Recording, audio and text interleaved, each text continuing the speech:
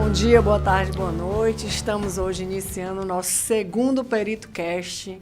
Esse episódio que vai ficar marcado para a nossa história. Estamos aqui trazendo uma grande necessidade dos nossos afiliados, que tanto nos demandaram em relação às dúvidas relacionadas à parte previdenciária, né? Tiveram muitas mudanças. Então, agora o nosso vice-presidente Jean vai apresentar o nosso honrado convidado. Queria saudar os colegas que estão assistindo o nosso segundo Peritocast, independente da hora que você esteja assistindo, de manhã, de tarde ou de noite. Então, bom dia para você, boa tarde, boa noite. Uma honra estar com o Dr. Lennon Félix. Vou ler um pouquinho do currículo do homem, que é extremamente denso, né? Dr. Lennon de Araújo Félix é advogado especialista em direito previdenciário, com mais de 15 anos de experiência, né, na área. Ex-procurador jurídico, né, municipal de 3 municípios aqui do estado do Ceará. Sócio-diretor do escritório Lennon Félix Advocacia e criador de conteúdo, né, no Instagram e YouTube. Doutor, muito obrigado pelo convite. Nós estamos muito agradecidos por você fazer esse bate-papo aqui com a gente. Primeiramente, gostaria de agradecer o convite de vocês, saudar aqui ao Rosânia, ao Jean. Participar desse segundo episódio aqui do Perito Cast, para mim é uma honra, e falar de um assunto que eu gosto bastante, que é Previdência Social, e hoje voltada para a Previdência dos servidores públicos do Estado do Ceará, né, aqui através da PEFOS. E a Previdência dos servidores públicos sofreu muitas mudanças e é importante que a gente sempre esteja debatendo, porque após a reforma previdenciária aprovada em novembro de 2019, muita coisa mudou aí na vida previdenciária do servidor. E hoje a gente vai tentar aqui falar sem juridiquês, um português bem tranquilo aqui, para que a gente possa explicar um pouco sobre essas mudanças, o que foi que mudou, o que é que continua valendo. Enfim, hoje é sobre esse assunto e eu estou muito feliz e honrado de estar participando aqui desse segundo episódio do Perito Cast. Muito bom, doutor, nós temos... O Jean vai fazer aqui a primeira pergunta, doutor Leno, mas eu queria só para a gente esclarecer, para os nossos ouvintes, o grande objetivo do nosso Perito Cast é que a gente consiga atender inicialmente as demandas dos nossos afiliados, bem como tirar dúvidas, né, dos nossos ouvintes ou outras pessoas. O tema perícia é muito curioso, né? Muita gente realmente tem nos perguntado quais serão os próximos episódios, né? Já anuncio aqui que o nosso próximo episódio será o caso do Edifício Andréa. Já fazendo aqui polêmico. Só um spoiler. Bem polêmico. Né? Bem polêmico. Cenas dos próximos capítulos. Cenas dos próximos capítulos. Então, agora nós vamos iniciar aqui. A gente resolveu fazer, eu estou lendo, como perguntas e respostas. Eu acho que ótimo. Fica bem didático, né? E fica também atendendo a demandas dos nossos afiliados. Doutor, para a gente iniciar aqui as perguntas, qual seria a regra, né, atual hoje de aposentadoria dos nossos servidores? Pronto. Jean, antes de responder essa primeira pergunta, eu queria só trazer aqui um panorama do que é a Previdência Social hoje. Ok. Porque nós temos servidores que entraram há bastante tempo, que estão às vésperas de se aposentar. Temos servidores que estão ali pelo meio do caminho, já com algum tempo de serviço público, mas que ainda estão um pouco distante. E nós temos os novos servidores que entraram no último concurso, agora de vocês, em 2022, né, salvo engano. Então é importante os servidores de todas essas categorias terem uma visão geral do que é a Previdência Social para eles. Então, assim, a Previdência Social ela vem passando ao longo do tempo por constantes reformas. Nós tivemos uma reforma previdenciária ocorrida lá em 98, em dezembro de 98, através de uma emenda constitucional número 20.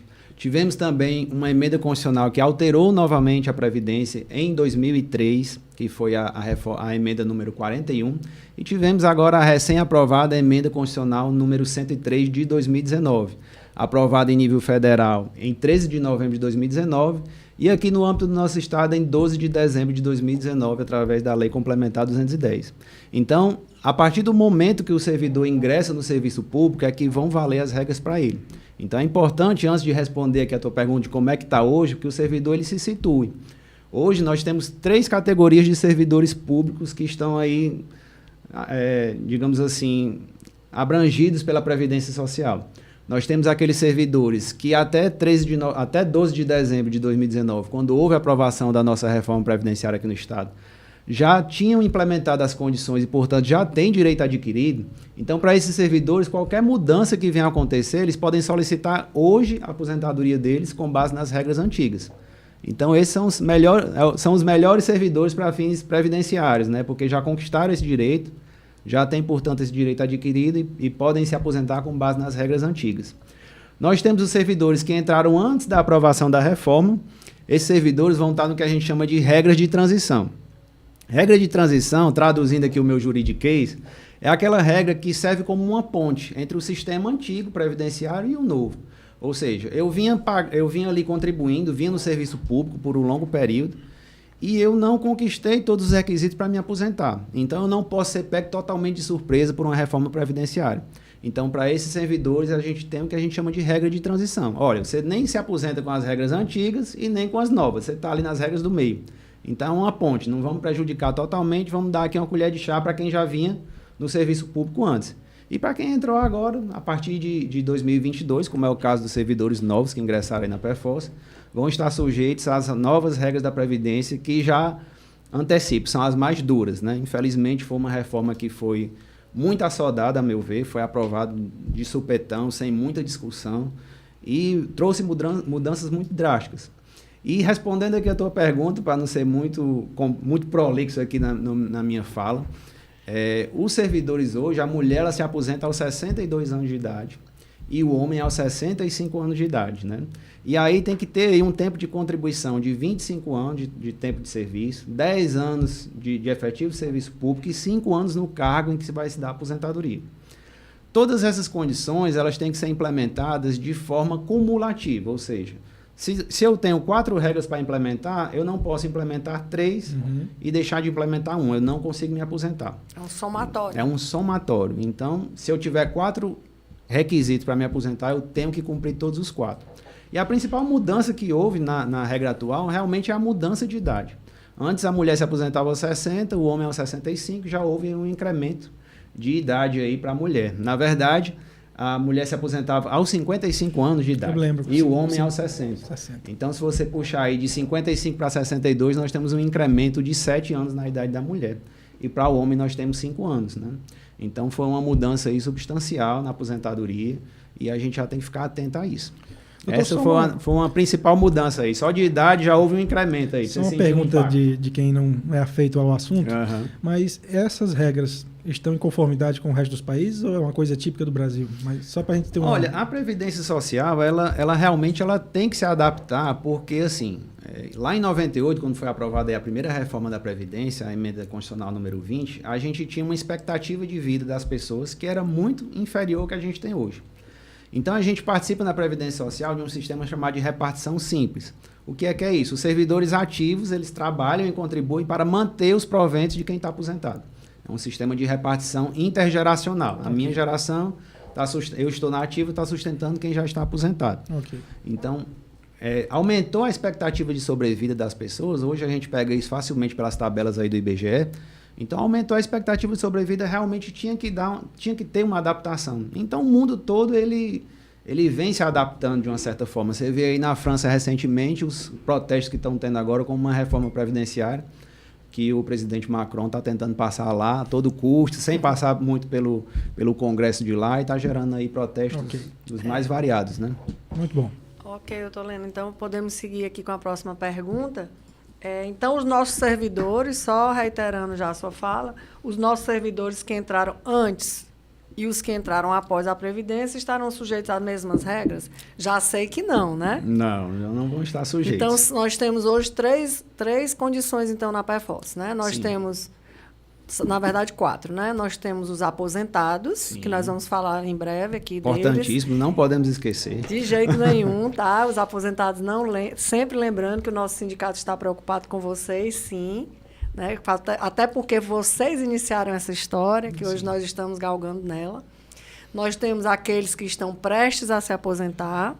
Nós temos aqueles que estavam na PEFOS tempos antes da Previdência, como é o meu caso, né, que fui empossada em julho de 2016.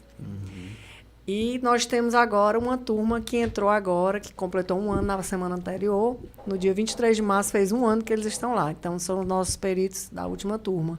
Então, cada um desses casos, doutor Leno, é um caso diferente, né? Exatamente.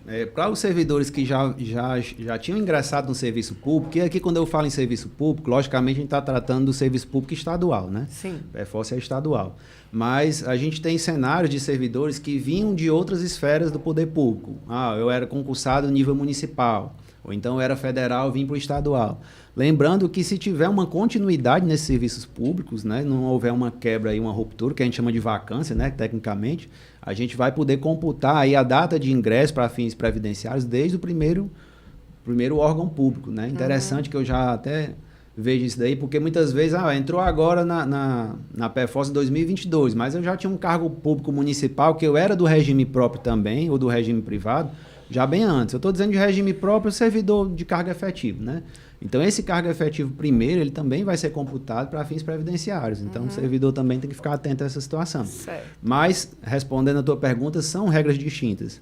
Não seria justo, até do ponto de vista mesmo legal, você tratar um servidor que já vinha de 2003, por exemplo, de 2000, você tratar com as mesmas regras previdenciárias de quem entrou agora. Porque se eu entrei agora, eu vou estar sujeito às novas regras que foram da reforma, mas quando eu entrei lá em 2000, eu tinha uma previdência totalmente diferente. Então, eu não posso dar uma quebra na expectativa do direito do servidor, né? Sim.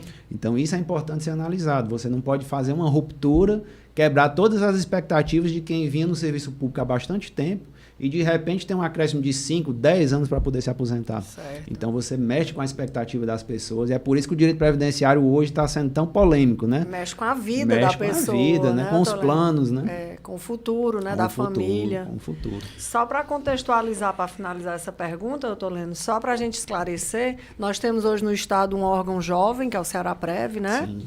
O Ceará-Prev, ele trata especificamente das nossas demandas relacionadas à Previdência, é isso? Exatamente. Só para esclarecer para os nossos ouvintes, pessoal, o Ceará-Prev é um órgão jovem, né? É uma fundação.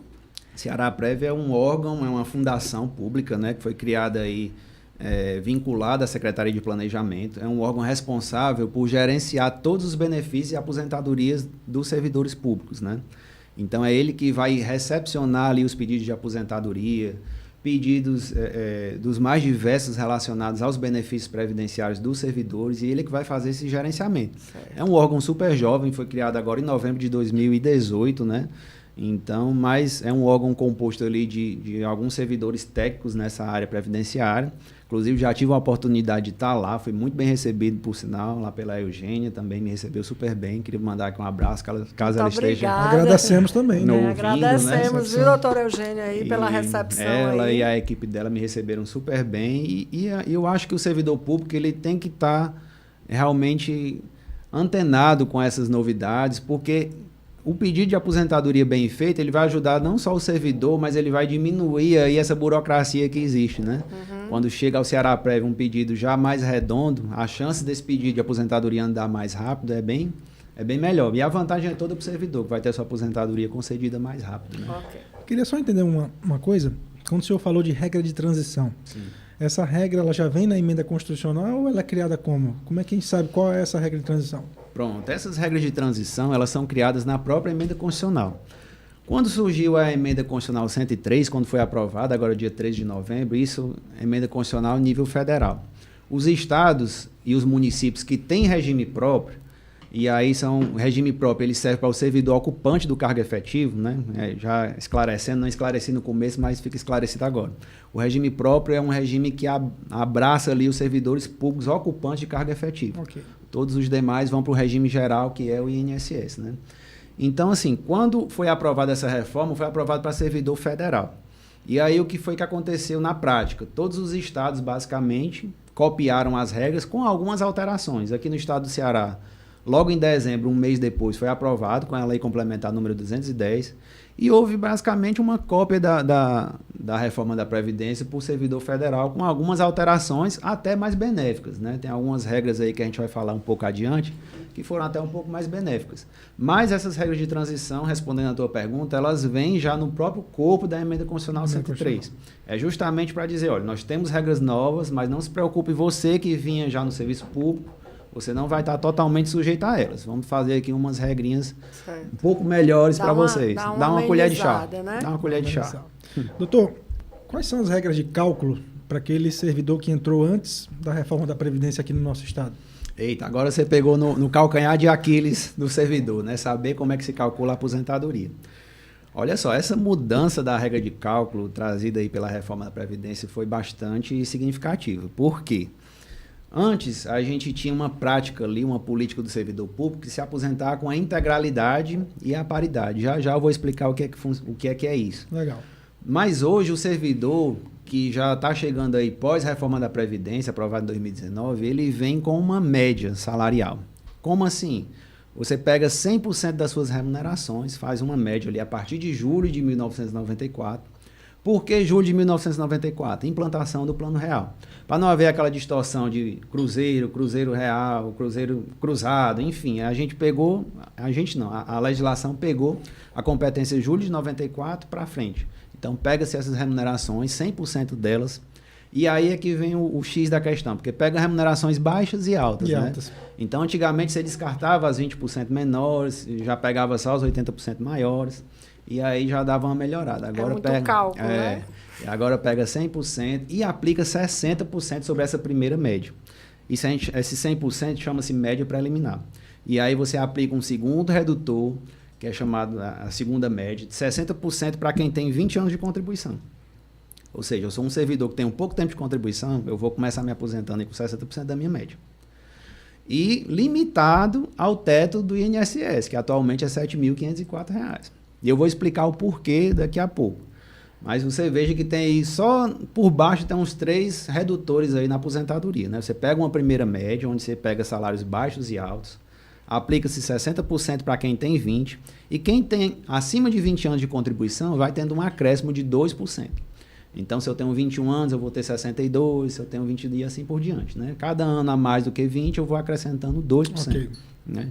Existe uma diferençazinha aí na questão do servidor público estadual, e aí a gente vai falar um pouco mais na frente nas regras de transição. Tá bom?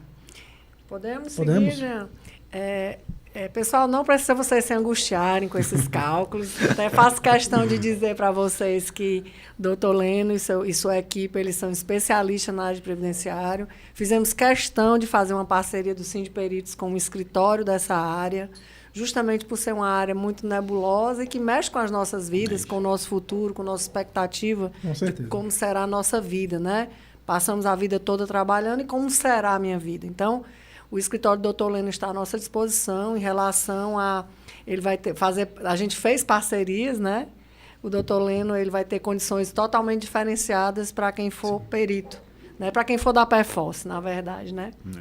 Então, doutor Leno, uma dúvida também que nos é recorrente é em relação à integralidade e à paridade. Queria que o senhor falasse para a gente isso. Antes de eu explicar o que é a integralidade e o que é a paridade, deixa eu logo dizer para quem se aplica, né? É ótimo.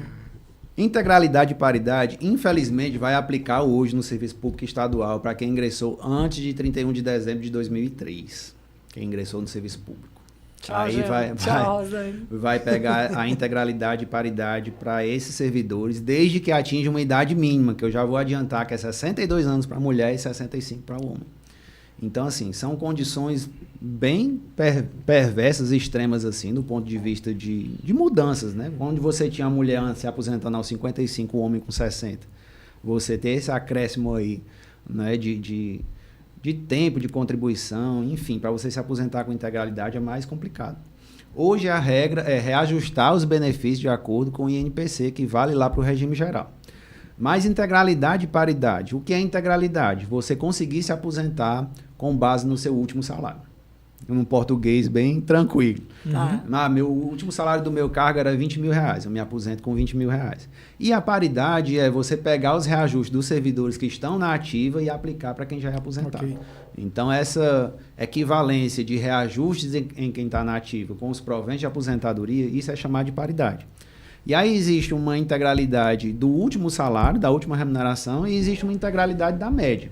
Quem vem depois de dezembro de 2003 vai se aposentar com a média, que é pela lei 10.887, que não precisa vocês saberem muito de lei aqui, mas só para contextualizar. Certo. E aí você vai pegar uma média e vai se aposentar com a integralidade dessa média. Quem já vem depois da emenda constitucional 103, já de 2019, já é outra média que é essa que eu falei há pouco, dos 60% para quem tem 20 anos, aumentando 2% para quem tem mais de 20. Certo. Então, integralidade é o melhor dos mundos, é o que é mais perseguido pelo servidor público, até porque esse era um dos grandes atrativos quando se buscava entrar no serviço público. Primeiro era a remuneração do cargo, que geralmente são remunerações melhores do que os trabalhadores da iniciativa privada, em regra, são melhores. E a questão da estabilidade da própria aposentadoria. Você ter condições de se aposentar com o seu último salário nunca foi o mote aqui dos servidores da iniciativa privada do INSS, né? Sempre teve aquela média, os 80% maior. O servidor público tinha essa questão de se aposentar com integralidade. Integralidade é isso, se aposentar com o último salário. O INSS sempre teve aquele teto, né? Sempre Que teve. é bem difícil de chegar, né? E ainda, além de ser baixo, ainda é difícil de chegar.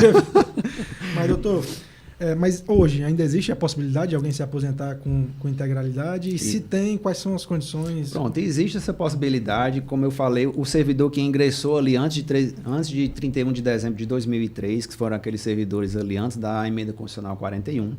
E aí, repetindo, eu posso pegar serviços públicos que não só o estadual, se eu estava em algum outro regime próprio, eu posso trazer esse tempo para cá e poder contar esse meu ingresso no serviço público em outro regime próprio, que não seja do Estado. Então fica aí um pouquinho essa colher de chá aí para poder se aposentar. Quando o doutor falou de vacância, né? Desde que haja continuidade. Isso. Existe uma média de quanto tempo é essa vacância, que é considerado ou não é?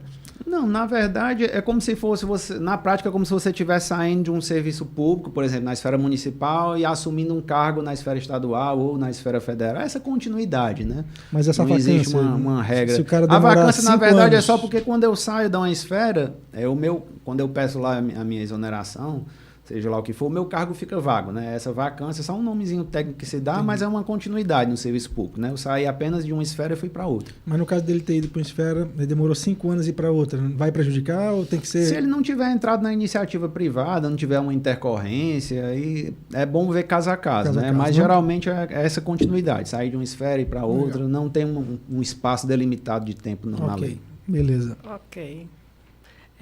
Nessas novas regras, estou lendo, esses cálculos da aposentadoria que foram aprovados, né? O senhor entende que eles ficaram piores, né, do que eram no passado? Ficaram bem piores. Então, assim, só para a gente ajustar aqui, pessoal, se tranquilizem, né, os nossos aposentados. A gente está lutando também.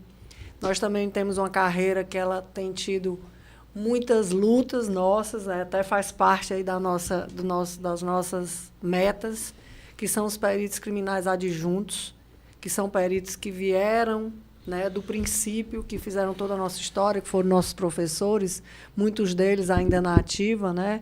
Até alguns deles fazem parte também do nosso grupo de trabalho do Sindiperitos, e eles tinham uma angústia tremenda.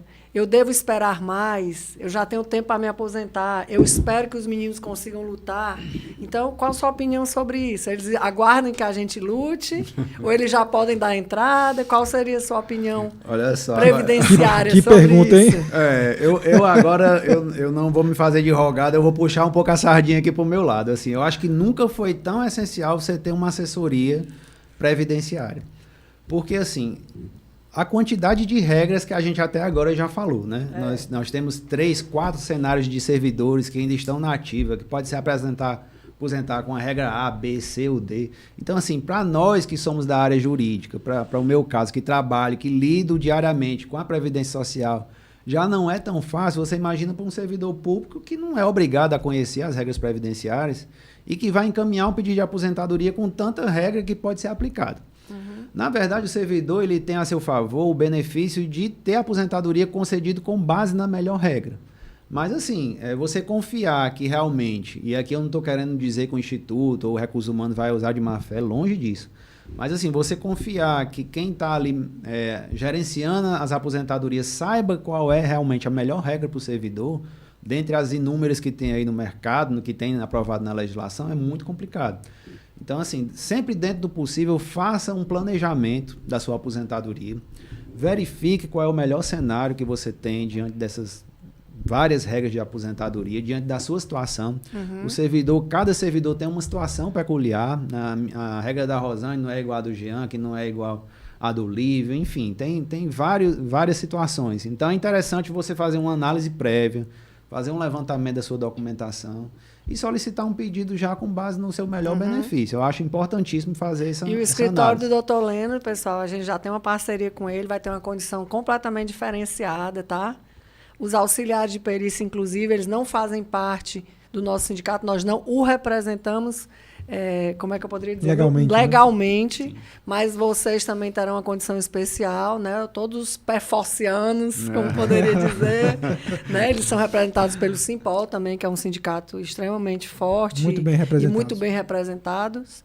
Mas eu estou falando em relação a essa condição, de ter essa assessoria, fazer esse planejamento para o seu futuro, né? Não, sim. Não deixem realmente para fazer isso, para poder que a gente possa não ser surpreendido, né? De repente a pessoa tem um planejamento, não, eu pretendo fazer outra coisa quando eu me aposentar, pensa que vai estar num teto financeiro e vai estar no valor talvez a menor. Então, nada como um bom planejamento, né? E o planejamento ele serve não só para você calcular, fazer projeções de cálculo ou de quanto tempo falta. Ele vai te apontar, por exemplo, possíveis cenários de pendência documental que você tenha, para você não deixar, para chegar na hora de solicitar a tua aposentadoria, está faltando documento tal. Eu trabalhei na iniciativa privada não sei quantos anos, depois vim para o serviço público. Será que você tem a CTC? Será que você sabe como pedir essa CTC? Está correto o teu pedido? Então, lá no serviço público, por exemplo, lá no serviço, na iniciativa privada, se você tem uma lacuna lá no seu período, não tem uma data fim do seu contrato de trabalho, vai dar um problema futuramente, essa CTC vai sair errada. Então, são peculiaridades que você já pode ir trabalhando de forma previdente, né? O previdenciário é isso. Trabalhar de forma antecipada para você não esperar chegar lá no momento da tua aposentadoria e ser surpreendido, o teu processo demorar mais, que já é burocrático, né? Vou falar um pouquinho depois como é que funciona o ato de aposentadoria em si, mas já é burocrático. Então, o ideal é que você vá se precavendo, vá contornando ali possíveis problemas para no momento você ter o menor prejuízo possível, né? Não ser surpreendido, né? Não ser surpreendido. Doutor, e hoje em dia, ainda é possível a gente receber abono de permanência? O abono de permanência, ele é permitido ainda. O abono de permanência é o seguinte, você implementou todos os seus requisitos para se aposentar, mas você quer continuar na ativa. O abono de permanência é um abono pecuniário, onde você vai receber o valor equivalente à sua contribuição previdenciária para você continuar na ativa. Então, é para você, na verdade, é um incentivo que o servidor público permaneça em atividade e se aposente mais tarde. É importante salientar que se você, por exemplo, solicitar o seu abono de permanência na vigência de uma determinada regra, você não é obrigado a se aposentar por aquela regra. Você pode, por exemplo, eu tenho duas regras aqui que me absolvam. Tem uma atual, quando eu pedi meu abono de permanência, e eu completei mais um ano, eu vou estar sujeito a uma nova regra de aposentadoria. Eu não sou obrigado a estar nessa regra do abono. Eu posso solicitar com um benefício que seja mais vantajoso para mim. Então, para você não ficar preocupado, agora eu estou com meu abono de permanência, eu vou ficar vinculado àquela regra de aposentadoria. Isso não acontece. O que é bom, né? Porque você pode estar recebendo o seu abono pecuniário por estar em atividade, mas você pode escolher ali qual é a melhor regra de aposentadoria para você, né? Não fica vinculado. Aí, logicamente, esse abono de permanência é até a aposentadoria compulsória, né? Não pode passar disso. Ou então até você solicitar a sua aposentadoria, né? Mas no máximo até a compulsória. 75 anos? 75 anos, O homem já está sabendo, viu? O homem tá craque. Tem que estudar, né? Para conversar, pra conversar com a autoridade, tem que estudar um pouquinho. O homem já tá melhor do que eu na Previdência. Eu tô lendo. E ainda existe a possibilidade da pessoa se aposentar só pela idade? Pela idade, existe uma regrinha de transição, né, que foi trazida aqui pela emenda constitucional do Estado. Essa regra é até um pouco confusa, porque ela exige que na aprovação da reforma federal, você tenha pelo menos 3 anos faltando para se aposentar com 60 anos para a mulher, 65 para o homem. Então, você tem que ter, no mínimo, 57 anos de idade na data da aprovação da reforma federal, entenda-se, 12 de novembro de 2019, e 3 anos a menos do que o homem. Você vai se aposentar com a idade mínima pagando um pedágio. Pedágio o que é? Sempre um acréscimo de tempo. Você vai ter que passar aí 1 ano e 6 meses a mais. Então, mulher, 61 anos e 6 meses, o homem, 15 anos mais, e 15 anos de contribuição com 1 ano e 6 meses a mais. Então, você aposenta com esse pequeno acréscimo, né? É uma regrinha que teve para não cortar de uma vez por todas. É um pedágio mesmo, É um né? pedágio. Doutor, e em relação à previdência complementar, se a pessoa tem, como é que fica isso aí na aposentadoria? Tem alguma implicação direta na aposentadoria ou não tem? Tem, e grande. Previdência complementar, até já surgiram aqui, se vocês me permitem, também chamar uma pessoa lá da Previdência Complementar do Estado, que fica lá no mesmo prédio da Ceará Prev. Fui muito bem recebido lá também. E eu acho interessante trazer, dentro do possível, porque o que é a Previdência Complementar? A Previdência Complementar, como o próprio nome está dizendo, é uma previdência que vai estar ali ao lado da Previdência própria do servidor público. Então, assim, quem vem após 2021, salvo engano, foi aprovada a emenda complementar, a Previdência Complementar aqui no Ceará. Quem vem após essa aprovação já tem que estar obrigatoriamente nessa Previdência. O que é que implica na aposentadoria? Você só se aposenta com o teto do INSS. Quem está na Previdência Complementar só pode se aposentar com o teto do INSS, salvo se estiver contribuindo para a Previdência Complementar, o que é obrigado. E aí, assim, a Previdência Complementar, na prática, é você estar pagando uma contribuição para gerar uma conta particular para o servidor. Então, essa conta ela vai capitalizando, você vai fazendo aportes mensais, e no final das contas, quando você conseguir se aposentar, normalmente ali pelo regime, no máximo que você vai ganhar é o teto do INSS, atualmente R$ 7.504. E aí você vai conseguir se aposentar com o teto e vai ter o complemento da tua Previdência Complementar. Mas é importante você fazer o seu plano. E aí o pessoal da Previdência Complementar, ele faz todas as simulações, te dizendo quanto é que você contribui por mês. Tem uma possibilidade de você contribuir um valor maior, fazer um aporte de uma vez. Enfim, tem uma série de regras lá que eu acho interessante que eles possam explicar para vocês também, para verificar se é razoável. Mas, do nosso ponto aqui, o principal é, tá na Previdência Complementar, se aposenta no máximo com o teto do INSS, e o resto é complemento da Previdência Complementar, sendo redundante aqui. Ok. Mas a pessoa também pode sair, se ela quiser? A pessoa pode sair também, não é obrigatório. Ela, salvo engano, até 90 dias ela já é reembolsada de imediato, né? E aí ela pode pedir essa retirada dela da Previdência Complementar. Ok. Ok, Jean? Ok. Então, Toleno, eu vou aqui lhe fazer uma pergunta. Os nossos colegas que recém entraram na PEFOS, Tá. eles perguntaram aos que já eram servidores públicos na União ou em municípios e tiveram sua exoneração barra vacância, né? Sim. Publicadas, eu vou botar exatamente a data como eles perguntaram. Em 22 de março de 2022 e tomaram posse, entraram em exercício em 23 de março de 22, certo? Tá. Essa diferença de data influencia na aposentadoria? O que vai influenciar na aposentadoria é saber se eles vinham pelo que eu estou entendendo, eles vinham de outro São de outro aqueles ente. que eram servidores de outro ente, isso. Pronto, aí vai depender de quando eles entraram no outro ente, porque aí ele entra naquela regra geral. Ele teve essa vacância, ou seja, deve ter tido a continuidade para a esfera estadual, e aí vai depender de quando eles entraram na esfera federal. Se eles tiverem entrado antes de dezembro de 2003, vai se aposentar com integralidade e paridade. Se foi depois, possivelmente vai se aposentar aí com a média, né?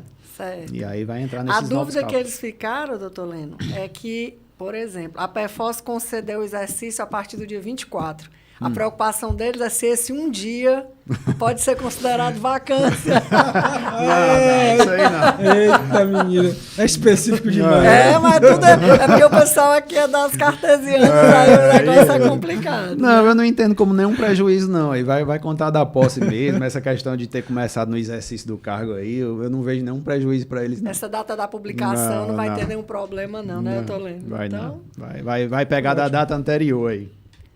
Rapaz, Então, doutor Leno, agora vamos aqui falar aqui de um outro aspecto. Nós sabemos hoje que a nossa atividade, nós hoje estamos enquadrados através da Constituição Estadual, como policiais civis, né?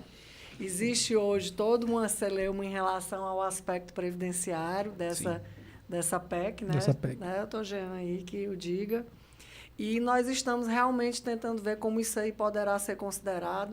Isso aí vem a positivar que a gente tem um tempo de idade menor, né? Eu estou lendo as coisas correndo como a gente imagina positivamente. Sim. Os policiais, na verdade, eles são abrangidos aí no aspecto previdenciário por outra legislação, né? Existe uma lei complementar 51, que é uma lei lá de 1985, onde eles se aposentam independentemente da idade com menos tempo de contribuição. Na prática é isso que acontece. Certo. E existiu uma emenda à Constituição Estadual onde vocês da PEFOS foram funcionalmente enquadrados como policiais, inclusive com porte de armas. Não foi nessa emenda, mas tem o porte de armas e tudo, né? E a grande questão é saber se aplica as regras do policial civil para vocês. No momento atual, existe um parecer da Procuradoria Jurídica do Estado no sentido de não contemplar. Eles entendem que deveria existir ali uma atividade, a atividade de vocês, por mais que exista esse enquadramento funcional, para fins previdenciários ela não se enquadraria como uma atividade especial. Não estaria ali em contato direto com o crime, e aí ele não enquadraria por esse aspecto. Isso é um parecer momentâneo. A Procuradoria-Geral do Estado, ele é um órgão técnico que vai dar uma assessoria ali à Ceará-Prev no aspecto jurídico, né? Os pedidos de aposentadoria são encaminhados para parecer da Procuradoria. E existe esse parecer lá que momentaneamente é contrário. Eu vejo aí com bons olhos de repente, uma possível alteração na legislação por parte de vocês. Eu acho justo para a categoria, já que funcionalmente vocês já são enquadrados. Particularmente do ponto de vista do risco, eu entendo perfeitamente que vocês correm o mesmo risco que o policial, afinal estão no local do crime, andam em viaturas, não sei se todas as vezes armados ou não, mas eu acho que o aspecto risco, ele vale para ambos, vale para o policial e vale também para a categoria de vocês. Então eu acho um pleito justo, pode ser resolvido de forma amigável e através de uma alteração legislativa, mas já tenho conhecimento que existem algumas decisões judiciais também apontando essa equivalência, né, do policial com os peritos. Então, existe aí meios para se conseguir. Notícias boas, né, gente? Muito boas, né? Inclusive, eu estou lendo, só interferindo ainda nessa pergunta, mas faz parte das mesmas temáticas, em relação também à insalubridade, né, das nossas atividades, né? Vários colegas já estão em lutas paralelas, né, nesse sentido, porque realmente a atividade, se você conhecer um pouco mais de perto, né, nem precisa muito para a gente entender o que a gente tem contato, né? Não entrando muito nessa esfera. E só para a gente tirar uma dúvida, doutor, quem recebe por subsídio, ele pode ter o adicional de periculosidade e insalubridade, não pode? Pode. Não tem uma apenas, no meu ponto de vista, isso aí, eu tô lendo, no meu ponto de vista, é apenas a nomenclatura, né, da remuneração que é colocada como subsídio, mas desde que você tenha uma atividade insalubre, eu acho que é um direito do servidor receber esse adicional correspondente, né? Mas não leva para aposentadoria isso, né? Não leva para aposentadoria mas porque... pode receber. mas pode receber. A insalubridade, na verdade, ela é um aspecto, digamos assim, de acordo com a sua atividade, é momentâneo, né? Eu posso estar agora sujeito a um agente insalubre, logicamente, se eu me aposentar e não tiver mais em contato com aquele agente, não tem por que eu estar recebendo, né? Então, ela é condicional, na verdade. Os cálculos da... Você está no momento que você está... Teve um momento que você está lidando com a insalubridade, ou houve um momento que você não está lidando com a insalubridade. No momento de fazer aquela média. Aí você vai pegar uma média, aí é cálculo, viu? Aí para vocês dar exato. Mas a gente deixa isso aí para a equipe do senhor, viu? Eu estou lendo, porque a gente já tem muita coisa. Não, a gente faz e assim, é importante até que vocês saibam, hoje lá no escritório a gente tem alguns softwares que nos auxiliam também com essa parte de cálculos, porque assim... Acabou-se aquele tempo de você pegar na ponta do dedo e fazer um cálculo, né? Você tem várias nuances aí de remuneração do servidor público, né? Você tem períodos, por exemplo, que ele estava com insalubridade, períodos que ele não estava, que ele ganhava menos, que ele ganhava mais, se vai ser 60%, se vai ser 100%. Então, hoje a gente tem software lá no escritório que também nos auxiliam nesse enquadramento. E é bem seguro. Hoje a gente não faz mais essas contas de ponta de lápis, não. Nenhum advogado faz que se preze, porque é muito delicado, né? É muito complicado. O próprio Estado tem um sistema próprio deles, né? Quando eles jogam lá as informações de vocês, ele tem um sistema automatizado, onde ele vai fazer essa contagem toda. Eu ia perguntar se o Estado ele exige uma perícia para verificar isso, ou se é feito mesmo, como o senhor está dizendo aí, né? Por sistema de computador. Isso. A aposentadoria especial, já entrando aqui também nessa matéria, foi para mim uma das aposentadorias mais modificadas para pior. Por que eu digo isso? Antes, no regime geral, a aposentadoria especial era a menina dos olhos de qualquer trabalhador. Porque você conseguia se aposentar aos 15, aos 20 ou aos 25 anos, dependendo da atividade que você desempenhava. 15 anos, era a atividade mais extrema, era para aqueles mineradores lá de minas de subsolo, que estavam sujeitos àquelas condições realmente desumanas. 20 para quem estava ali no intermediário e 25 era o geralzão, é quem estava em hospital, em contato com material biológico, material químico, o que serve também para vocês, servidores públicos, só se aposentam aos 25 anos com a especial. Mas a aposentadoria especial, ela tinha um condão de retirar do mercado de trabalho aquele trabalhador que tivesse ali com condições adversas. Eu mexo aqui com acetona o dia todinho, respirando aquele dali. Eu trabalho 25 anos com aquilo. Qual é a intenção do legislador? Não, eu vou tirar aqui do mercado de trabalho esse cidadão, porque ele passou 25 anos em contato com um agente químico altamente prejudicial à vida dele. Então, vou tirá-lo do mercado de trabalho mais cedo, vou conceder-lhe uma aposentadoria mais rápida para preservar a saúde desse trabalhador. E quando veio a reforma da Previdência, veio justamente impondo uma idade mínima. Ou seja, você desnaturou a aposentadoria. Hoje, no caso do servidor público, você exige uma pontuação. Quando se fala em pontuação para aposentadoria, é sempre o somatório da minha idade com o meu tempo de contribuição. Se eu atingir aquela pontuação que está lá determinada na lei, eu consigo me aposentar por aquela regra. É assim que funciona. Então, 86 pontos. Eu tenho 30, eu vou somar lá com 56, eu vou ter os 86 pontos, me aposento com a regra do 86.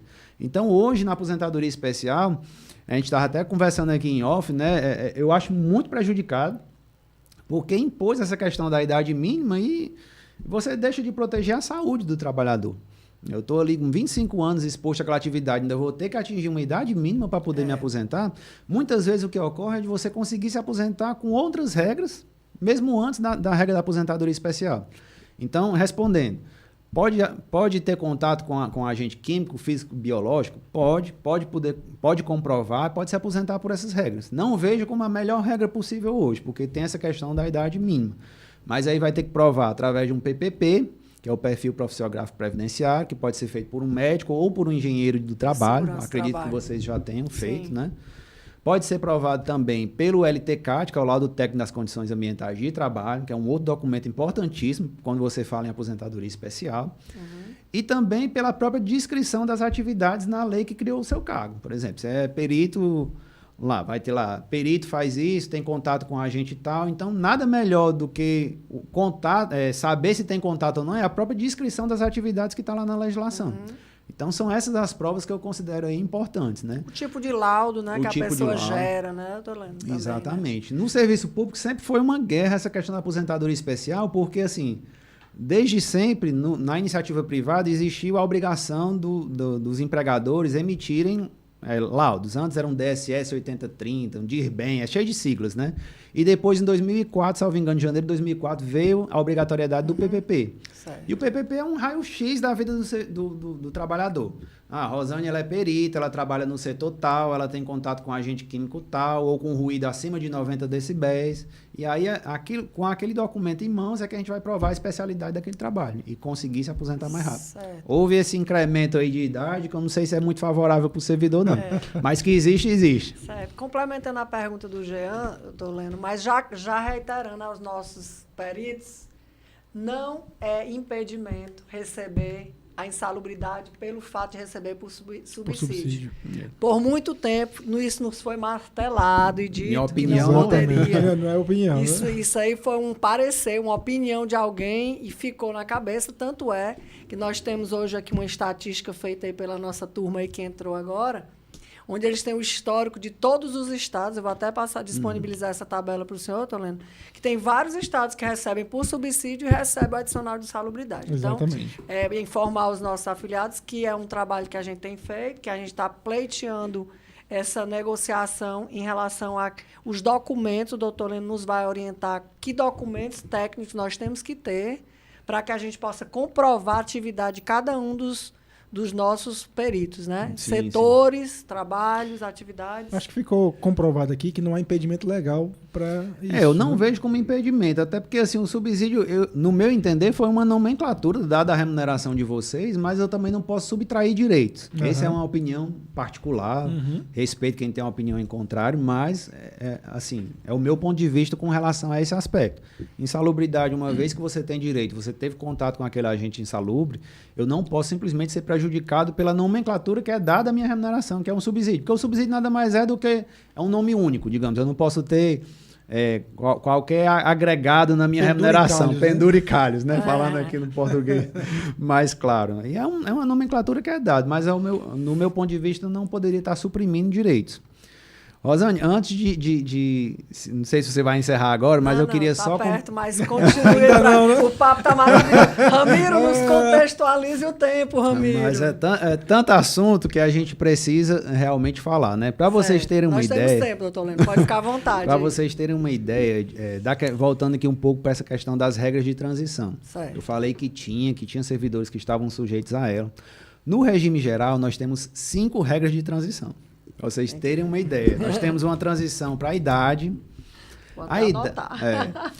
Isso no regime geral, vou fazer só um paralelo aqui com o serviço público para vocês entenderem a quantidade de mudanças que realmente houve. No regime geral, nós temos uma regra de transição para a idade, e aqui quem foi afetado nessa regra de transição foi a mulher. A mulher aos 60 anos. Coitada das mulheres. A mulher foi a mais afetada, porque ela se aposentava aos 60 anos e agora, em 2023, só consegue se aposentar aos 62. O homem já era 65 lá no regime geral, né? Iniciativa privada, continuou no 65.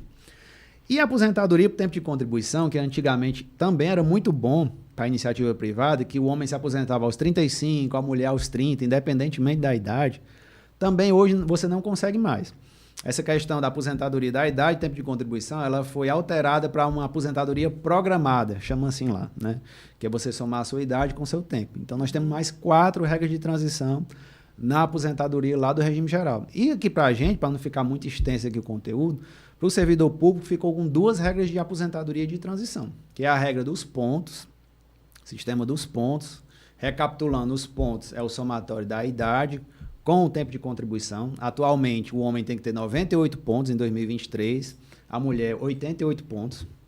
Então, já vá fazendo as continhas aí de cabeça para você ver a quantidade de tempo que tem, né? É muita coisa.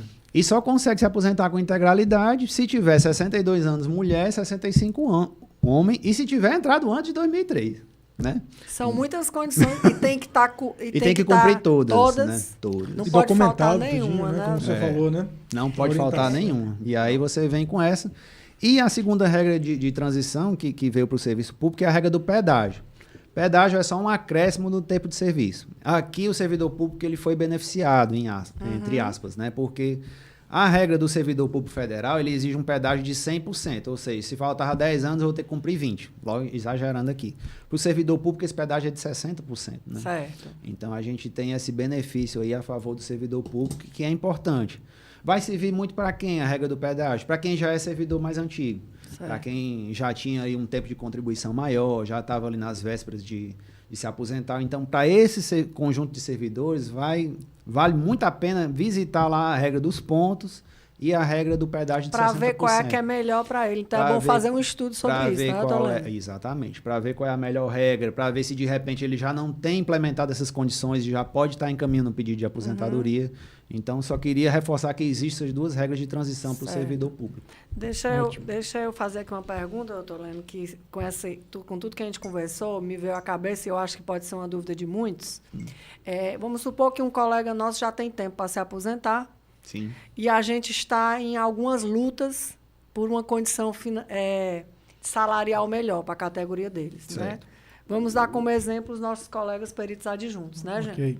Que a gente está numa luta aí que, com fé, vamos conseguir vencer.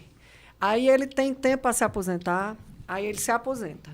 Vamos supor, ele se aposentou, e aí vamos supor que daqui a 7, 8 meses, depois que ele se aposentou, resolveu chegar ao valor que era justo que ele recebesse. Certo. Como isso vai ficar para ele financeiramente? Bem, eu entendo que o que vai salvar o caso dele aí, se ele conseguir se aposentar pelas regras da paridade, ele vai conseguir trazer para os proventos de aposentadoria dele essa alteração que vai existir para os servidores da ativa. Certo. Então, eu entendo que está resguardado o direito remuneratório dele, caso ele consiga se aposentar com as regras da paridade. Né? Porque se ele não se aposentar, ele vai se aposentar lá com a média, aí a gente tem que fazer um estudo mais minucioso para ver se vai competir.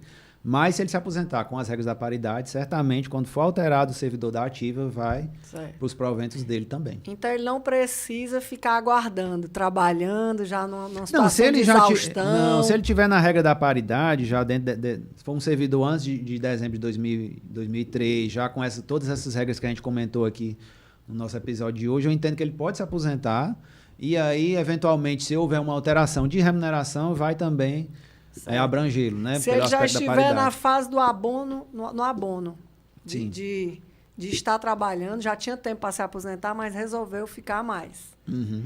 Mesmo assim, ele vai... eu acho que o abono é indiferente. O abono é só um valor que o Estado paga para o servidor que implementou os requisitos e continuou trabalhando. Ok. Mas ele pode, como eu disse, ele se aposentar com regras de qualquer natureza. Okay. Se ele tiver direito a se aposentar pela paridade, ele vai se aposentar pela paridade, independente de estar recebendo o abono. Ótimo. E aí é a paridade que vai trazer essa repercussão salarial para ele, né? Porque aí, havendo alteração, vai também para o servidor que está aposentado. Ok. Tem algo, Jean, que você queira complementar ou perguntar? O negócio tá... Perguntas foram todas muito bem respondidas. Parabéns ao doutor. A gente esperava isso mesmo, né? É isso mesmo. Qualidade técnica do advogado. Então, pessoal, deu para sentir aqui, né, que tipo de assessoria que nós realmente implementamos para que a gente possa ter uma parceria com o nosso Sindiperitos. O escritório do Dr. Leno está lá de portas abertas. Ele tem canal no YouTube, viu, pessoal? Ele gosta dessa vida já... Qual que é o canal, doutor? Fala aí. Advogado blogueirinho. Advogado blogueirinho. Faz aí, doutor, o merchan. Então, pronto. Faça aí seu merchandising aí, doutor Leno, e explique também para eles a necessidade desse planejamento. O senhor falou, mas reitere. Para que o brasileiro não tenha... O brasileiro tem uma cultura de achar que planejamento, às vezes, é perca de tempo, né? Mas reitere isso aí, faça aí seu merchandising aí, porque o seu é o nosso parceiro. O planejamento hoje eu reputo como um dos serviços mais essenciais para quem vai se aposentar. Porque, assim, é um trabalho de consultoria, onde o advogado, e aqui não precisa ser eu, estou vendendo meu peixe porque eu estou aqui, mas de preferência que seja um advogado especialista em matéria previdenciária. Porque não existe mais aquele negócio de ser advogado clínico geral, assim como não existe mais médico clínico geral, assim, que sabe todas as especialidades. Né, cada um na sua área. Eu não me atrevo muito a falar em criminal, em tributário, porque não é a minha área. Minha área de preferência e de estudo realmente é o previdenciário. Então, o planejamento previdenciário, ele vai fazer uma análise, vai fazer projeções da tua vida de contribuição, vai te apontar possíveis cenários de pendência, você vai conseguir resolver todas aquelas pendências antes de você solicitar sua aposentadoria. Então, eu reputo de extrema importância você fazer, até porque hoje nós temos 2 ou 3 cenários de cálculos de aposentadoria. Existe também, eu não comentei aqui, até porque é muita coisa para se comentar, mas existe a possibilidade do servidor que tem tempo sobrando e não vai se aposentar pela integralidade, dele excluir alguns salários menores para poder aumentar o valor da aposentadoria. Então, isso o planejamento também vai apontar para ele. Isso é nesse estudo, né, doutor Leno? Nesse planejamento vai ser apontado. Certo. O advogado vai fazer um parecer e ele vai fazer um estudo individualizado. Isso é o principal. A Rosane vai trazer a vida dela de serviço público para eu analisar exatamente qual é o cenário melhor de aposentadoria para ela, indicar se ela precisa excluir remuneração, se não precisa, se ela espere mais 1 ano, se ela espere mais 2, ou já se aposente agora. Então... é muito importante o planejamento previdenciário. Em tudo na vida, né? Planejamento é tudo. E o canal do YouTube, doutor? Meu canal no YouTube é Lennon Félix Advocacia. A gente está lá no YouTube falando sobre previdência para variar, né? Falando sobre as inúmeras regras aí de aposentadoria, as antigas e as novas. Tem também o meu Instagram, que eu também falo muito sobre previdência, que é Lennon Félix. E o Leno, pessoal, é o original, viu? Lennon. É do John Lennon mesmo. Só não tem o John que o meu pai me poupou aí. Não deixou tão internacional, mas a escrita é igual. Doutor Leno, eu queria aqui lhe agradecer sua disponibilidade. Uma pessoa que desde o princípio, quando eu fiz esse convite, ele realmente teve toda uma disposição, foi até a Ceará-Prev, conseguiu entender como tudo funcionava lá, foi extremamente bem recebido pela doutora Eugênia com sua equipe. Né? Doutor Jean também se apropriou de informações, pegamos as cartilhas para ler, né? Fizemos aqui um bate-bola com os nossos afiliados no grupo, demos um prazo para que eles enviassem as dúvidas. Só tenho a lhe agradecer, espero que aqui seja o começo de uma série. Sim. E que realmente que os nossos colegas que estejam prestes a se aposentar, ou os que já estão aposentados, ou os que estão fazendo um planejamento de como será a sua vida, né? Que já o procurem, que saibam que a gente tem uma parceria com o escritório do Dr. Leno, tá? Uma condição toda especial. E queria agradecer sua disponibilidade, uma tarde toda aqui com você, seu preço é caro, né? Demais. O passo é alto, viu? Então, assim, queria agradecer e queria também deixar para que o senhor encerrasse, se caso entenda que tem alguma coisa a mais a dizer para os nossos afiliados em relação... Que tem a mais, tem. Demais. Aí a gente vai ter que passar... Deixa eu fechar o nosso podcast. A gente vai ter outros episódios aí. Eu já me coloco aqui à disposição, eventualmente, se precisar, a gente esclarecer. Tem muita coisa, muita regra, muita alteração. Mas assim, aqui, como eu disse desde o início para a Rosane, aqui é um pontapé inicial, né? Sobre previdência. Quando eu levei esse caso lá para a Ceará-Prev, a Eugênia disse logo, doutor Leno, que ótimo que vai ter essa análise, você vai poder estar apontando essas novidades, porque vem mais qualificado, né, o pedido e tudo mais, e é sempre bom esclarecer. Sim. Então, para mim, foi uma satisfação enorme estar aqui com vocês. Segundo episódio, já sou um privilegiado, né? Trazer aqui no segundo episódio, e sempre que quiser, estou à disposição para a gente trabalhar aqui sobre a aposentadoria do servidor público e a gente fazer aí melhor planejamento e Tá apontar ótimo. os melhores cenários possíveis, tá bom? Pode Ah, ter Agradecer certeza. aqui a sua Então. audiência Pode também. ter certeza que a satisfação é recíproca. Muito obrigado. Muito obrigado, Toleno. Boa tarde, boa noite a todos. E aqui finalizamos o nosso segundo episódio do Perito Cast. E o nosso próximo episódio nós iremos tratar do caso do edifício Andréa. A área da minha amiga Rosane. Ótimo.